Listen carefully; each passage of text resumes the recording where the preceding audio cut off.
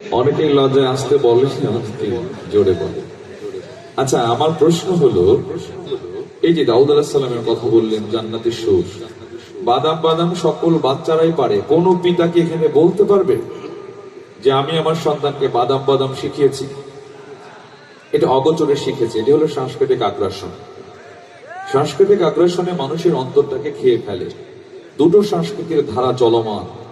ইব্রাহিম আলাইহিস সালামকে যখন আগুনে ফেলানো হয়েছিল চক্রান্ত করে, ওই সময় শয়তান পরামর্শ দিয়েছিল, তোমরা যদি এখানে বাদ্যের ব্যবহার করতে পারো, তোমরা যদি এখানে যন্ত্রের ব্যবহার করো, তোমরা যদি এখানে নৃত্য করো, তোমরা যদি এখানে উলঙ্গপনা করতে পারো, ফেরেশতারা লজ্জায় সরে গেলে তোমাদের ইব্রাহিম নবী আগুনে পড়ে যাবে। ঠিক কিনা বলেন?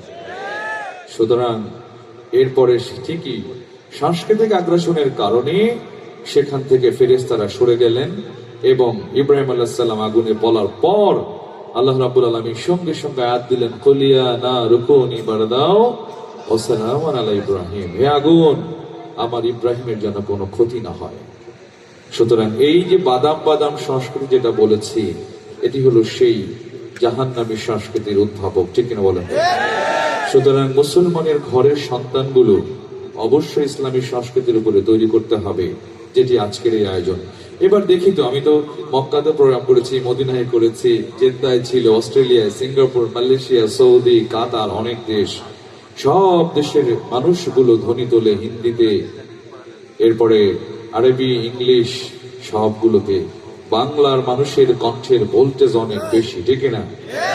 এবং জানতে হবে, আশারে মুবাশশারা 10 জন সাহাবী আল্লাহ যাদেরকে পৃথিবীতে থাকা অবস্থায় জান্নাত দিয়েছিলেন, তার 3 জন ছিলেন সাংস্কৃতিক কর্মী, হাসান বিন সাবিত, আব্দুল্লাহ বিন রাওয়াহা এবং হযরত আলী রাদিয়াল্লাহু তাআলা আনহু। এদেশে যদি মুক্তিযোদ্ধা কোটায় চাকরি হয়, এদেশে যদি মুক্তিযোদ্ধা কোটার জন্য আপনি এত পেরেশানি হয়ে যেতে পারেন, আল্লাহ রাব্বুল আলামিন ও সংস্কৃতি কোটায় 3 জন সাহাবীকে জান্নাত দিয়েছেন। সুতরাং আমরা সবাই সংস্কৃতি প্রেমী। ঠিক না বলেন তো? আল্লাহর কাছে ফরিয়াদ করুন, জান্নাতবাসীদের সামনে সেই অনুষ্ঠানে কে কে গেস্ট হবে আল্লাহ আগেই ডিক্লারেশন করেছেন, কিন্তু সেই অনুষ্ঠানে যেন আমরা দর্শক হতে পারি। আল্লাহ আমাদেরকে তৌফিক দান করুন। এবার তাহলে দেখা যাক সেই দর্শকদের কণ্ঠের দ্বারাজ দিল কেমন। ত্রিভুবনের প্রিয় মুহাম্মদ, আইর সাগর আকাশ বাতাস, ত্রিভুবনের প্রিয় মুহাম্মদ, আইর সাগর আকাশ বাতাস,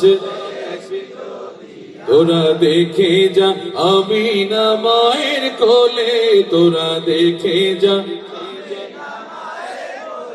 মাশাআল্লাহ, ধ্বনি আরো জোরে হওয়ার কথা ছিল তো।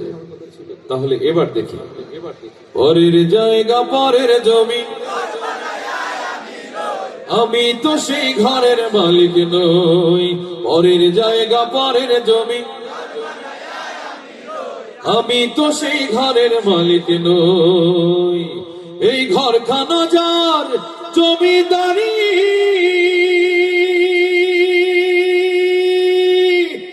আমি পাই না তাহার হুকুম জারি,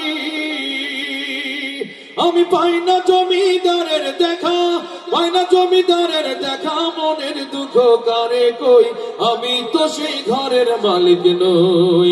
পরের জায়গা পরের জমি, আমি তো সেই ঘরের মালিক নই। জমিদারের ইচ্ছে মতো দেই না জমিন চাষ, তাই তো ফসল ফলে না রে দুঃখ 12 মাস। জমিদারের ইচ্ছে মতো দেই না জমিন চাষ, তাই তো ফসল ফলে না রে দুঃখ 12 মাস। আমি খাজনা পাতি সবই দিলাম, তবু জমিহীন আমার হয় যে নিলাম। আমি চলি যে তার মন চুকায়া, চলি যে তার মন চুকায়া, দাখিলায় মেলে না সই, আমি তো সেই ঘরের মালিক নই। পরের জায়গা পরের জমি, আমি তো সেই ঘরের মালিক নই। পরের জায়গা পরের জমিন, ঘর বানাইয়া আমরা রই। আমরা কে